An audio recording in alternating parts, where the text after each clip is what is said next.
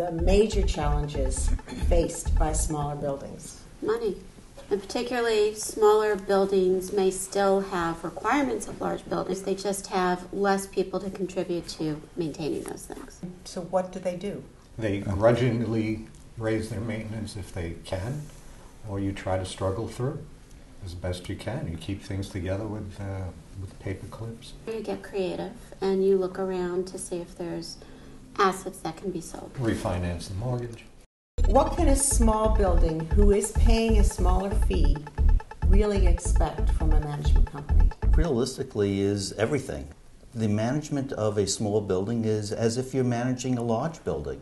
That's the problem. When you're going to a boiler room, if it's servicing 5 apartments or if it's servicing 100 apartments, you're still visiting the building. I don't agree.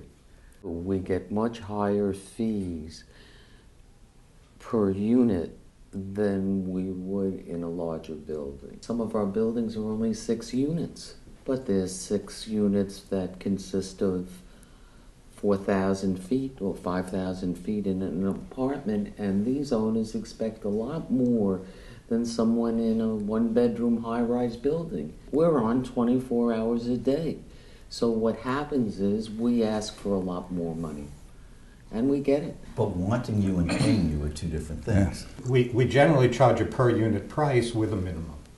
And with the smaller buildings, they generally fall into the minimum. The problem is that in a smaller building, it's generally more labor intensive than in a larger building. In a small building without a full-time superintendent, if the elevator goes down at night, you get, in an 8-unit building, you'll get 8 phone calls. There are other small buildings that, although they would like to be able to compensate a managing agent accordingly, their budget as it stands cannot withstand a higher fee. You have to look at the amount of time that the building is taking and your resources, and you do the calculation. A small building on the Upper West Side, 10, 20 units isn't going to write you a $1,000 check a month. A smaller building can be definitely more labor intensive because, first of all, if you have to do repairs, you don't have access, you don't have a super with the keys. I have some bigger buildings, I have some small buildings. But the small buildings, you just have essentially one person that's interested and nobody else is interested. He's the board, he's the president, he's the treasurer, he does everything in terms of doing it. And he can... Number 2 on my list. He can just drive you crazy. Let us know when we've hit all the points. If I'm the board president of a smaller building, am I going to do better at your companies than I am at a company that services larger buildings by and large? I would say yes. Definition, yes. And why? Well, because we're used to, if I have to make a decision about spending time on a 100-unit building or a 5-unit building, I might make first priority the 100-unit building because there's 100 people impacted. It's, small fish in a big pond. The person that owns the company is there, is actually working.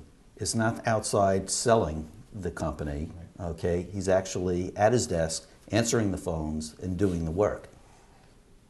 Late at night. Right. We get our hands dirty, and I don't think there's anybody at this table that hasn't had their phone ring in the middle of the night. If you had enough money in your pocket today, with you, let's say, to go out and buy an apartment, would you buy an apartment in a smaller building? Yes. No. Yes. Yes. In a smaller building, if you have a good managing agent and a good superintendent, to me a superintendent is probably as important as the managing agent, if not more so. Your maintenance or common charges tend to be less. You tend to have a larger reserve fund. I would definitely go in a bigger building, not a smaller building. The problem with a small building is you're very vulnerable to the financial problems of other people. If you got a 10-unit building and you lose one person, you've lost 10% of your income. In a small building, you tend to get a lot more sweat equity and people that are willing to roll up their sleeves and help. It's more of a cooperative effort. Is it easier or more difficult, or does it matter to draw up a tight budget in a small building? Doing a tight budget is really a misleading approach. You don't want it to be where there's no wiggle room to anticipate any possible issues that could come up. The worst thing to do is, at the end of the day, when you need a 15 to 20% increase, Right. instead of increasing it the 3% per year. Are people in smaller buildings and boards in smaller buildings more receptive to hearing or to going along that? No one wants to hear a 25% increase in their expenses. Do you have any buildings that are refusing to raise their maintenance or do assessments to meet what it really costs to live? We have a building that we managed for about 7 years, and they left us about 2 years ago because the management fee was too high and they wouldn't raise their maintenance to cover their expenses.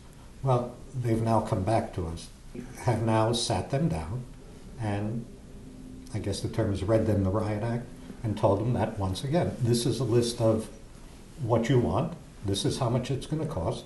How are we going to pay for it? If they resist, I tell them that I don't want to put a Band-Aid on their building. I think in a small building, because they tend to be so much more hands-on and involved, in some ways, I don't want to say it's easier, maybe it's not as big a fight, because typically in a small building you're interacting with the board more, they're seeing the reports more, they're aware more of what's going on. It's like if you tell them they need a $5,000 boiler repair, well, they probably know that because one of them has probably been the person that's been calling you saying the boiler's out, there's no heat, there's no hot water. It's not as hard a sell.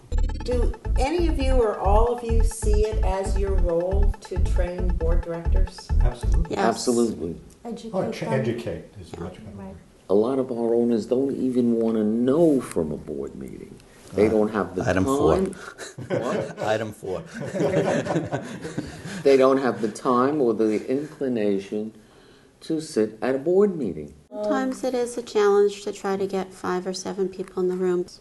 I've been managing a building for 22 years, and in 22 years they've had 4 board meetings. That's an unusual situation. I have one building, their annual meeting was all of 3 minutes. They called to order. I mean, I timed it. They called to order, they reported, they re-elected the board, they adjourned, and then they spent the next hour and a half having, beer and bar food because we had the meeting at a local bar. If you could tell me what you think the best thing is about managing a smaller building. I think the intimacy. You get to know the people.